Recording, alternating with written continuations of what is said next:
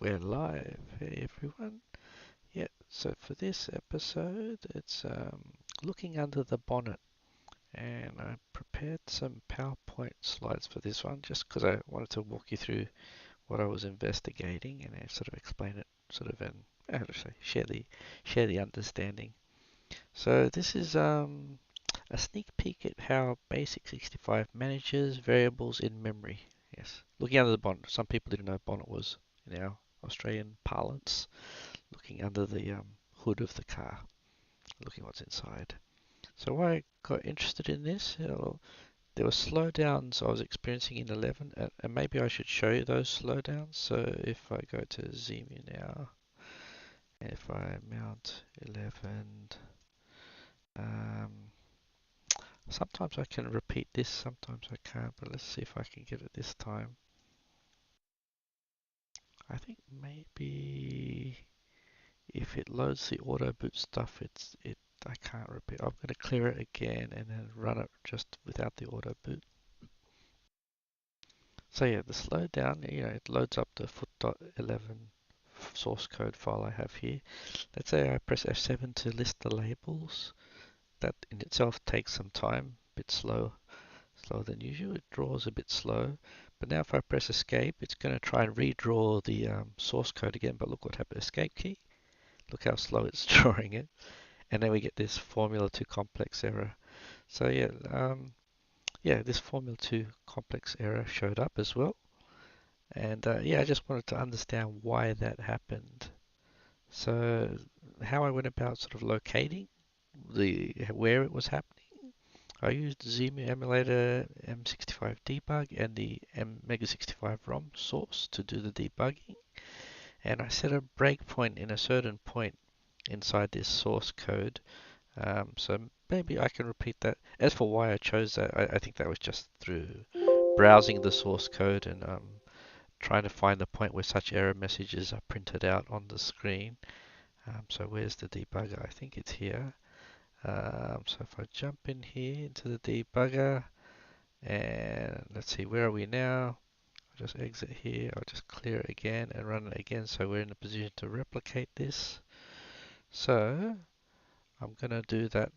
Oh, and just as a reminder, where you run the M65 debug from matters. So I've run it from the MEGA65 ROM source code folder where I've sort of cloned it from GitHub.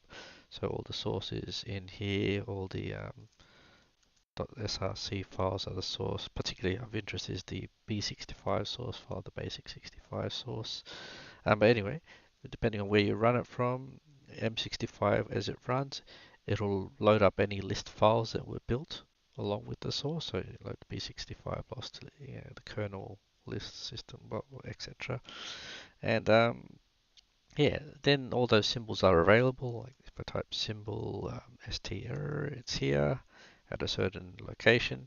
So you could use like the old style raw command of break of for FC0, but you don't have to. You can use the more friendlier style in M65 debug. Just type break and then the label name, and it's going to set the breakpoint there anyway. And so if we were to come back here and try and replicate that error, so if I press F7, it will slowly draw the list of labels, I hope. And if we press escape, it should try and redraw the source code contents and hit that breakpoint as it fails. Yep, so here we've had the failure. Didn't get a chance to print that message out yet. So we're at this point, and after this breakpoint hits, well, if you how do you say, is it this? I've forgotten now. Man, I've forgotten how to use this. I think it's this, yeah. So it's hit there, but we want to know how it got there. So only in ZEMU, not I've got these minus keys and equal keys, which let you sort of go back in time a little bit. So if I go minus, I can start sort of scanning where actually I'll make the scope a bit bigger, scope 20. So if I do, let's go back to equals. So we got this branch to the ST error thing where we broke in.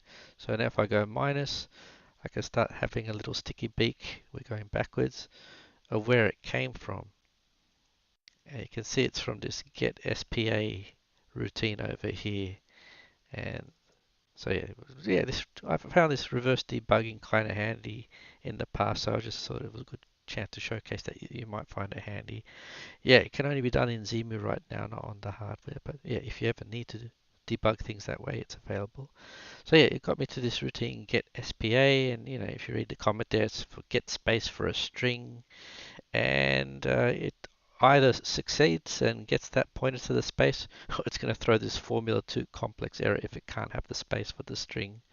So yeah, that's what was happening. That in 11 it wanted to allocate some space for a string, and it just couldn't do that. So it just bailed out with that formula 2 complex error. So yeah, so that got me thinking. So where are these strings stored anyway?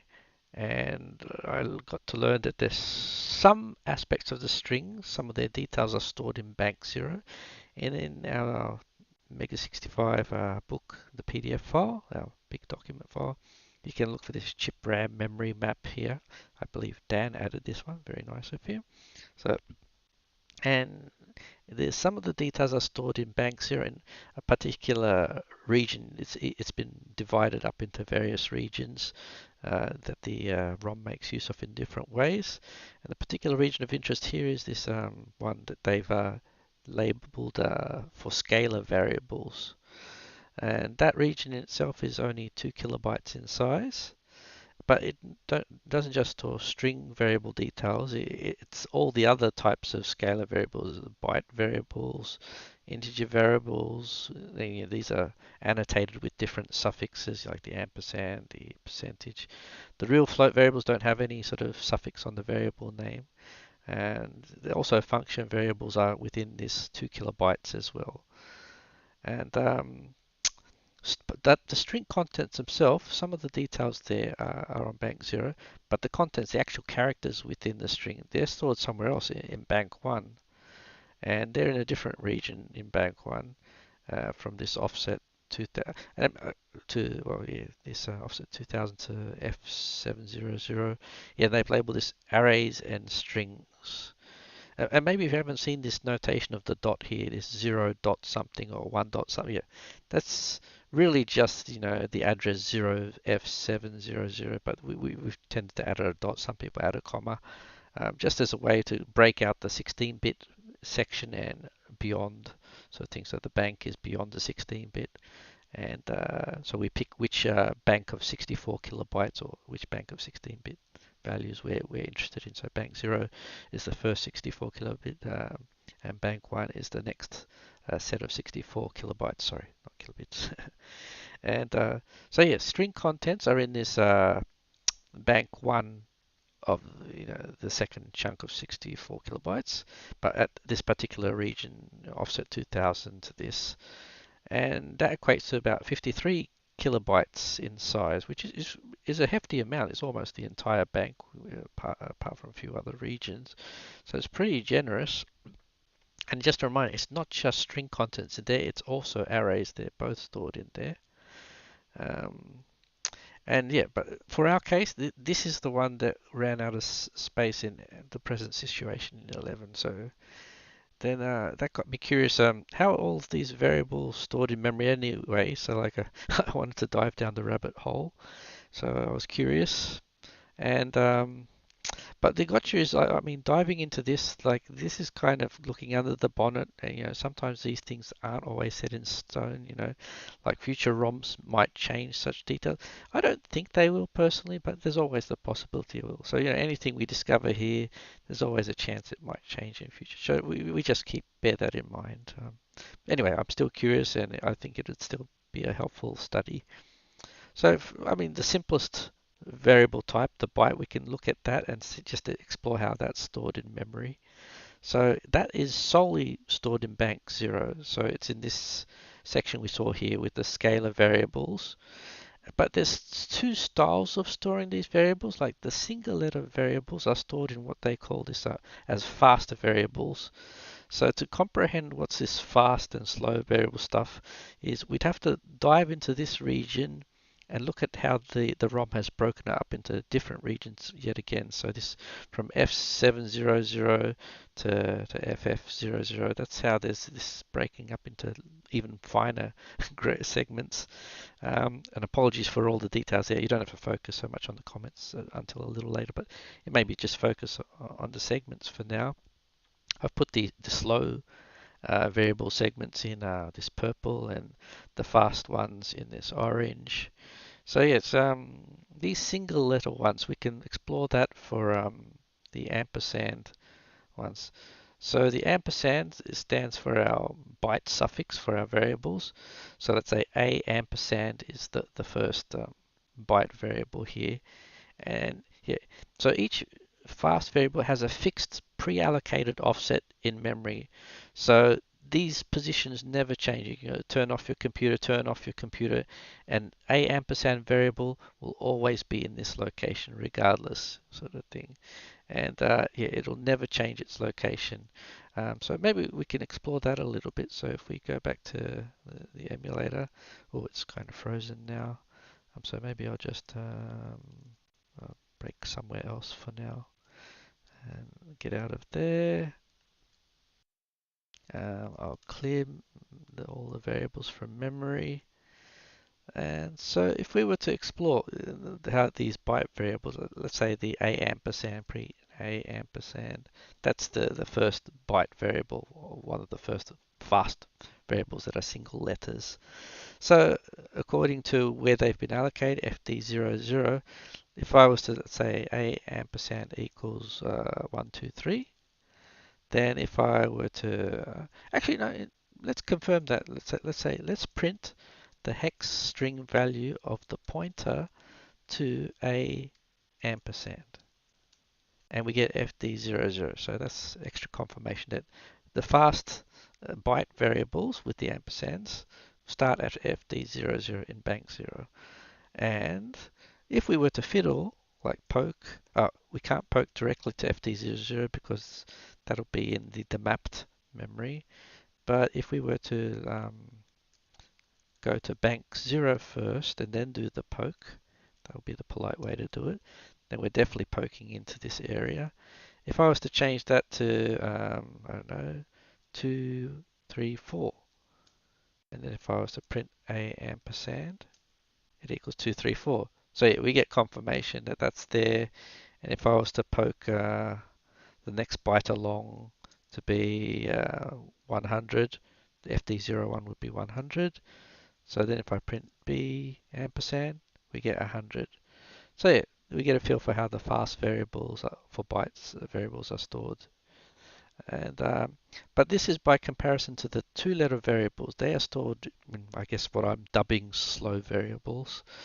Um, and they're in a different region of this scalar variables space, if I could say. And there's maybe keep an eye that this is like now treated like a list of variables in memory. Some of these the system has already provided. Some of these are slow variables that it uses. You can see some of these are described in our documentation, DS, EL. I think that's the error line number, the current error number.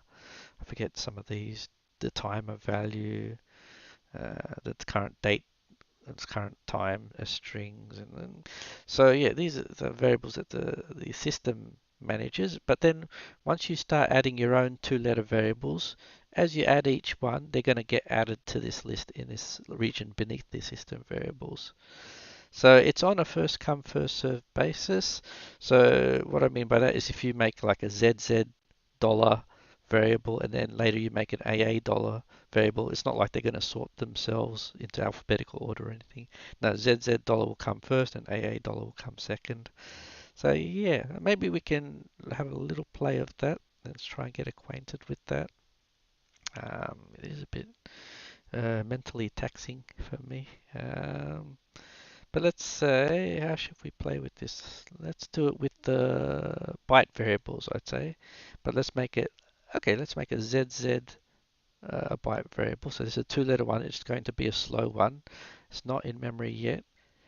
Or actually, maybe let's confirm that nothing is in memory yet. Let's go into the actually I'll make it this 80 by 50 into the monitor. Let's confirm that at F740 in bank 0, so M0 F740, it's all bunch of zeros. And by comparison, oh sorry, if I went to M bank 0 to F700 where the system variables are, we'd see there is stuff in there. F700. Yeah, we see, let's say, DS, EL, ER, ST, all those system variables are there, and our space afterwards at F740 is where our user variables will start appearing.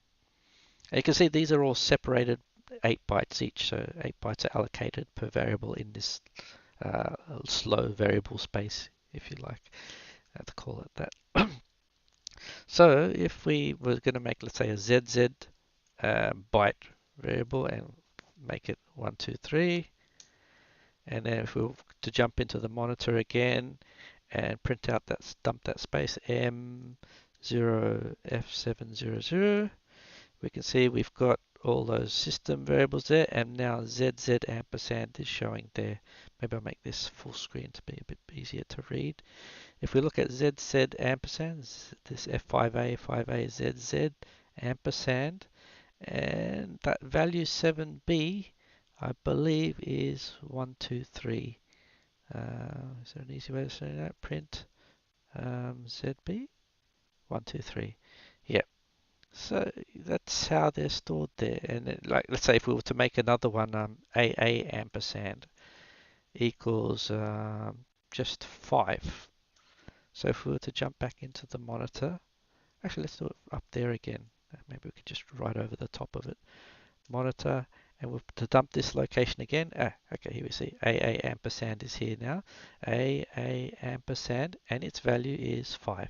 So that's confirmation. That's how one by one these are getting added. And so you see there's no sorting, no alphabetical order or anything like that.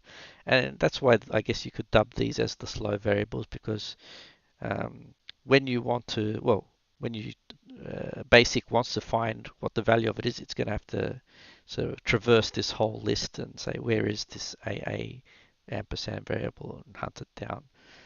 Compared to these ones which are locked in positions in memory and fixed positions, these are going to be accessed a lot faster. Okay, so yeah, that's why it's so slow. BASIC needs to traverse the list to find your variable. But by comparison, it'll be similar. How are the int variables stored in memory compared to the byte variables? So again, they're only in bank 0. So this region again, these scalar variables. And again, as before, the single letter variables are stored as fast variables, so A percentage to Z percentage. And each one of these will be 2 bytes long now instead of 1 byte. And the 2-letter variables are going to be slow variables again. So we can play with that again with the fast variables. So if we go in here and I'll go back to the 80 by 25 mode just for readability. Can I do that easily? Yeah. So if we were to, let's say, poke, well, no, like we did before, let's do it. No, okay, let's poke it straight away, I think. FD20 is where we promised that the A percentage integer variable will be located. One gotcha I found with this is I assumed that it would be little endian initially. So I assumed that by doing like a first byte 1, second byte 0, I assumed that the A percentage variable, integer variable, would become the value 1. But instead it became 256.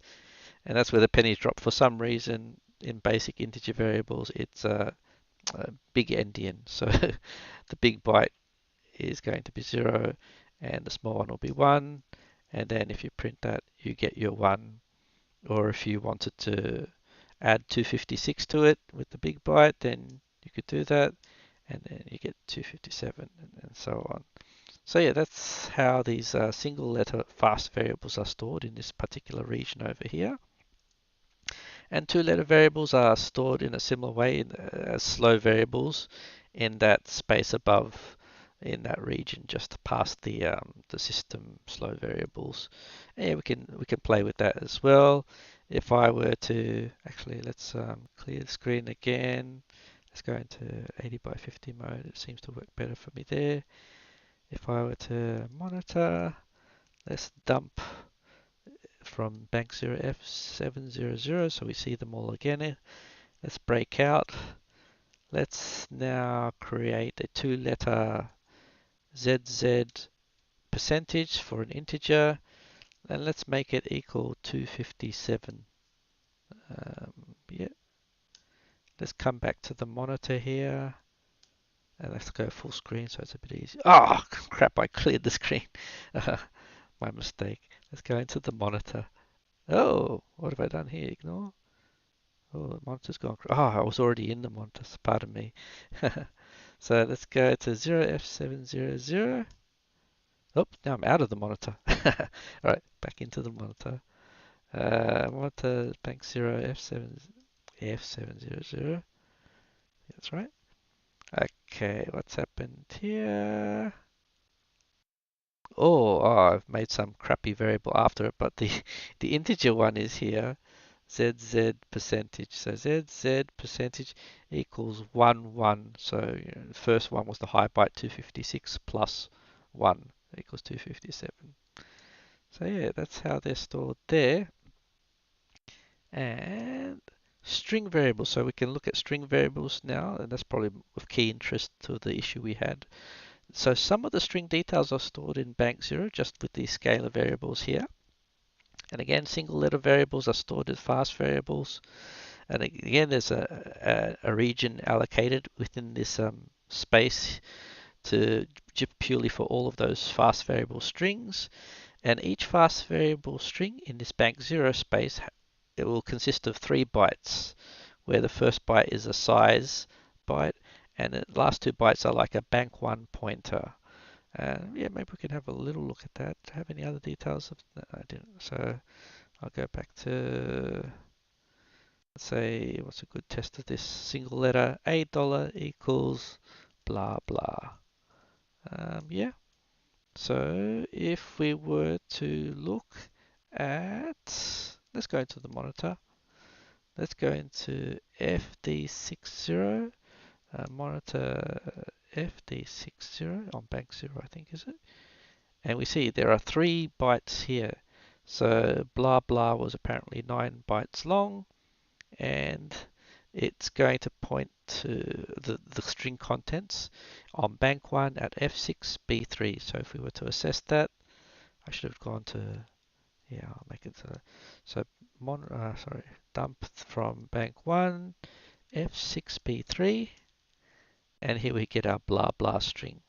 I'll go full screen on this just to point out something else on the bank 1 contents. So yeah, so on bank 0 we had the size followed by the bank 1 pointer F6B3. We went to bank 1 F6B3. We had the string contents there. One thing to note though is that at the end of the string contents, which was 9, 1, 2, 3, 4, 5, 6, 7, 8, 9, these next 2 bytes are what they're calling a back pointer, and the back pointer is to point back to where the string variable was defined in bank 0. So you can see it's saying the back pointer is at bank 0 FD60, and indeed at bank 0 FD60 this is the variable details for that string. Yeah, so that's the fast variables. And then the 2-letter slow variables, they're going to get stored again in that slow variable space after the system variables. So maybe we can fiddle with that as an example too. Maybe I'll go full screen again. Let's clear the screen. Maybe I can be a bit more aware this time. So I'll dump. Sorry, my headset turned off. So if I look at the scalar variable space again, we see those system variables there. Most of them are the ones I made and some accidental one with the monitor I made.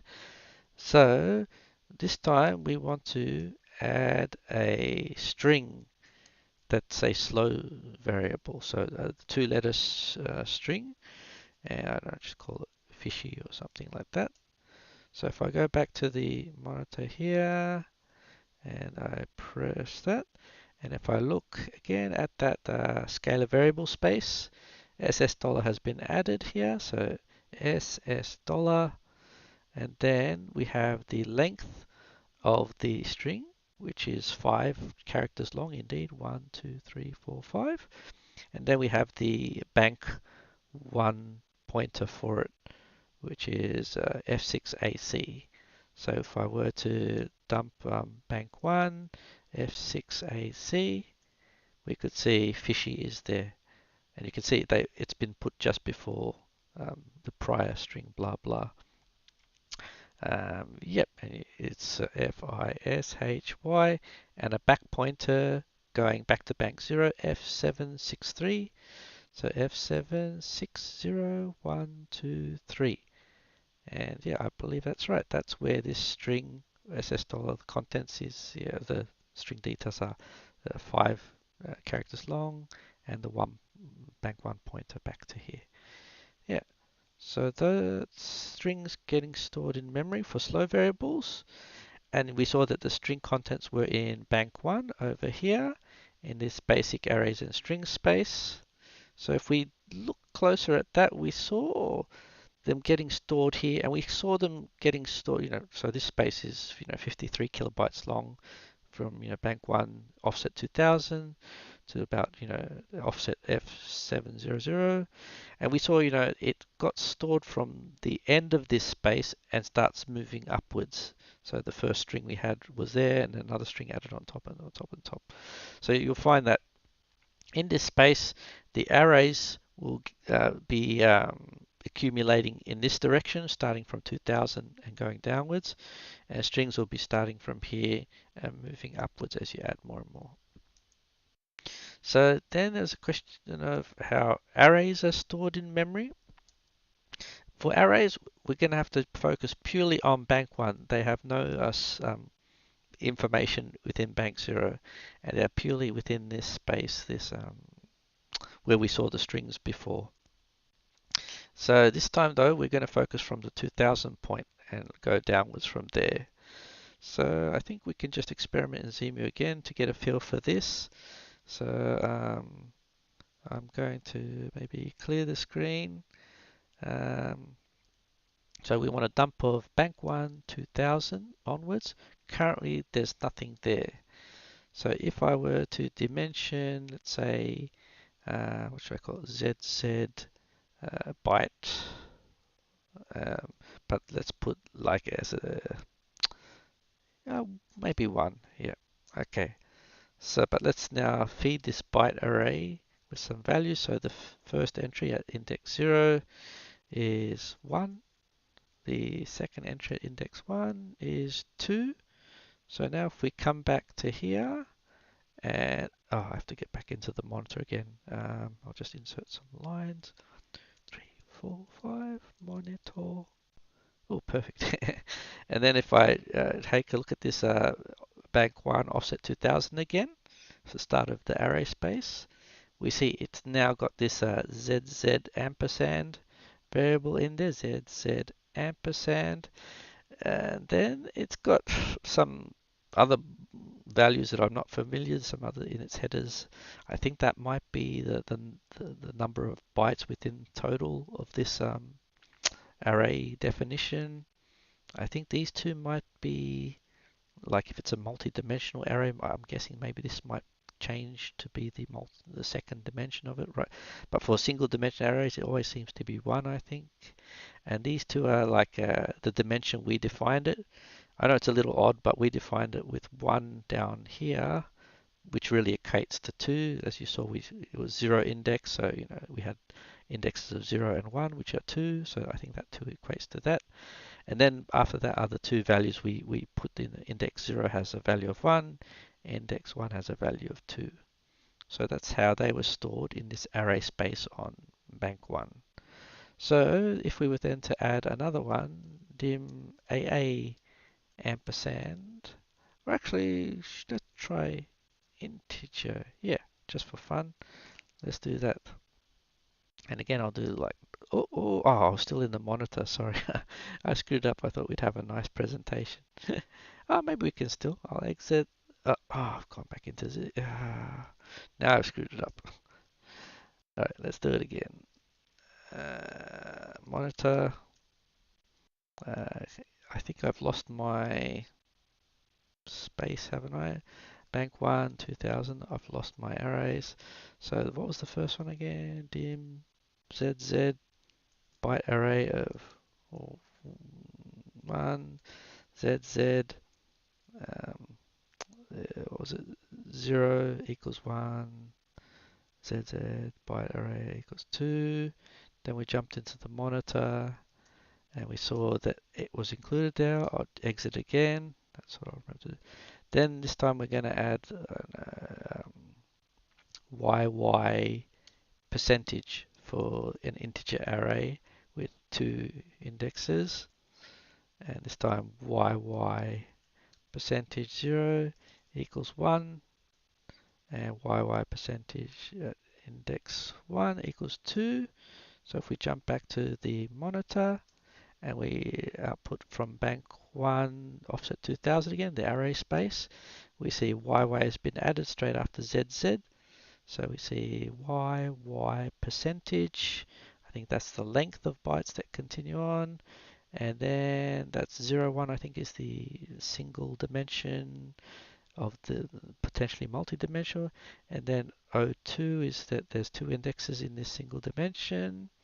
And then we get the high byte and then the low byte for that first index. So 1, and then the high byte, low byte of the second index. So 1 and 2. So yeah, we're seeing how arrays are stored in that space there.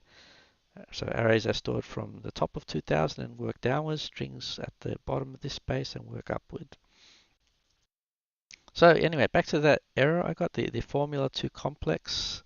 So that on that case, it was bank one's array plus string space was almost exhausted.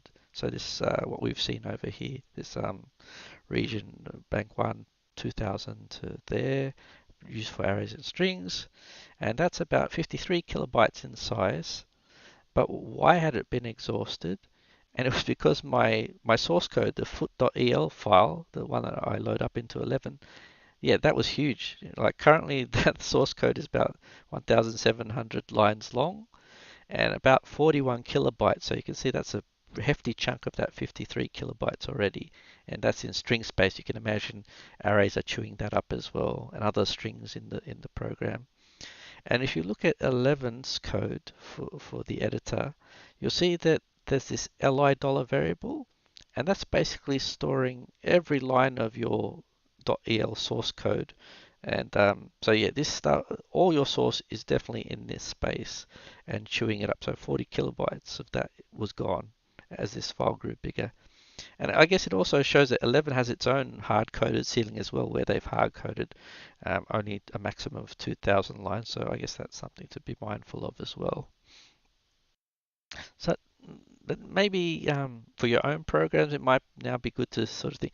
I mean, it's a nice problem to have. I guess we start with small programs and they get bigger, and you might want to have some tabs on as your program gets bigger. Am I going to get in trouble soon? And you might want to monitor such things. So one option available is this free function, and there's 2 ways to call it.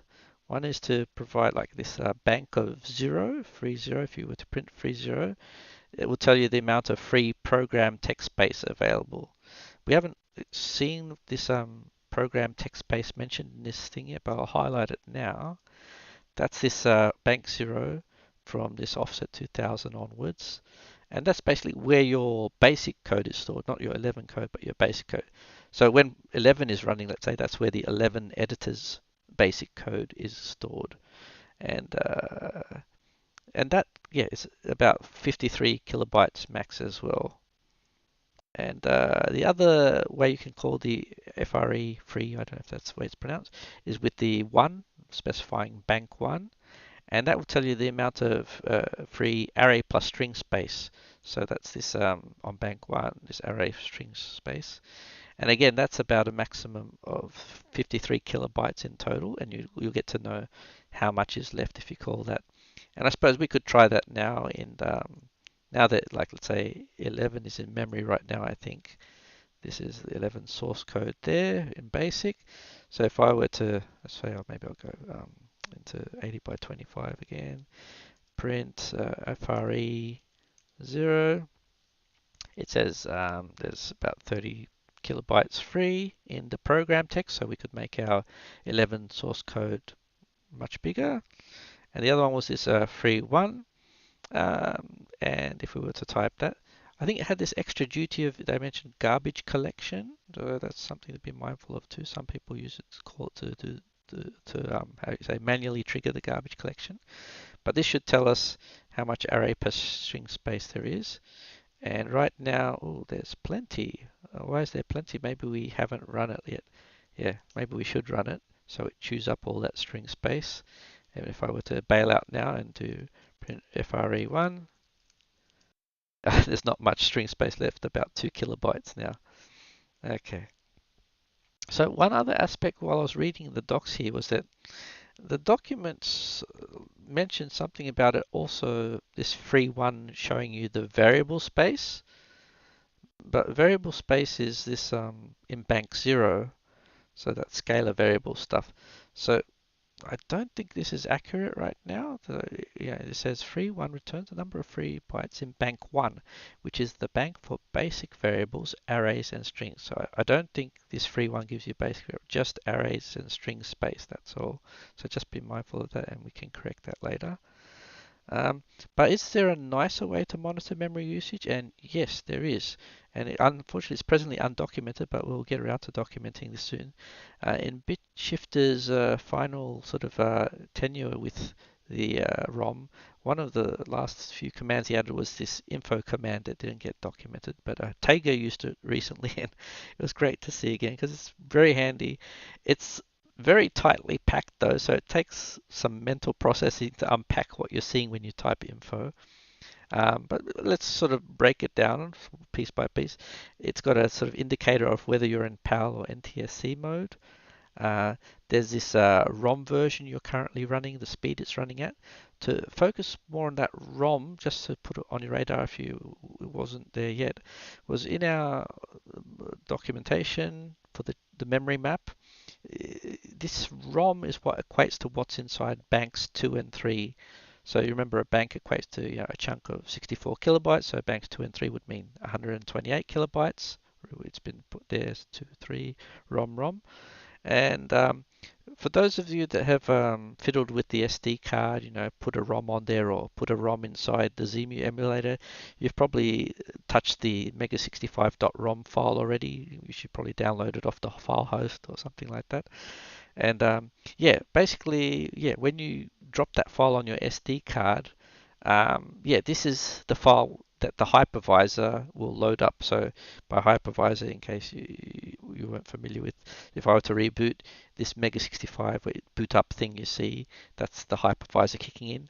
And as that kicks in, it's also going to, I don't know if I can spot it, if I can put the control, and I can't spot it, I can't pause it.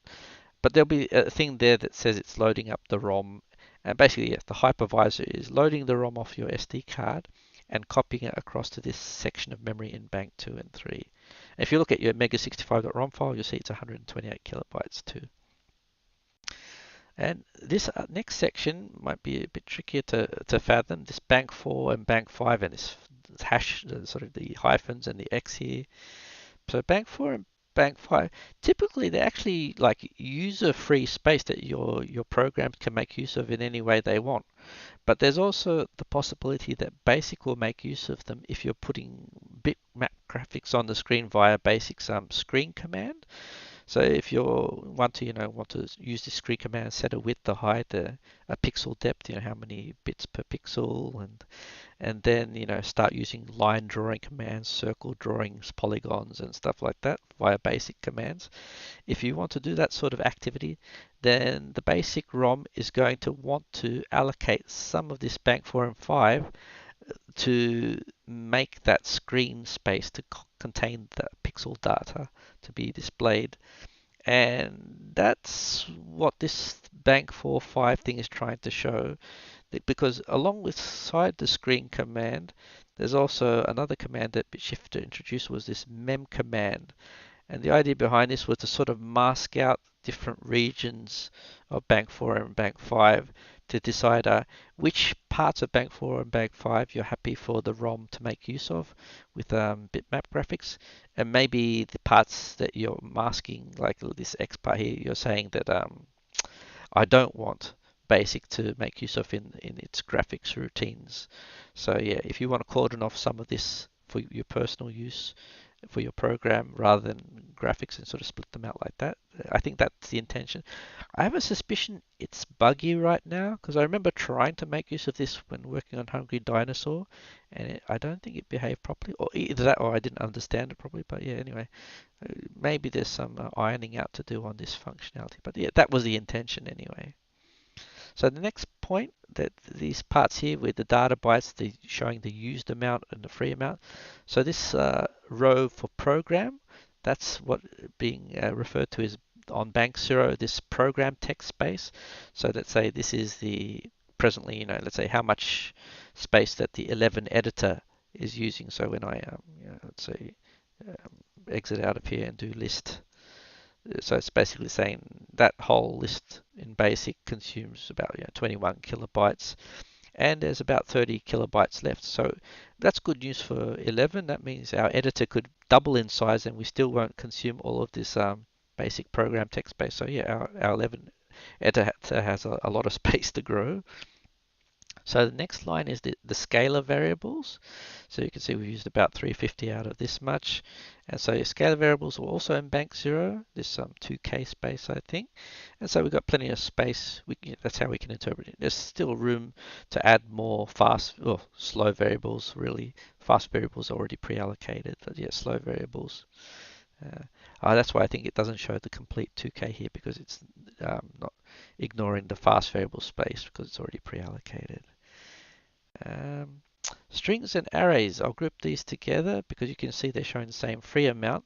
And as we saw before, strings and arrays have their special region in bank 1. This one over here, the 53 kilobyte space. And you can see in our case that my foot.el file has consumed about 41 kilobytes of this space, and probably some other strings in 11's editor have consumed some more too.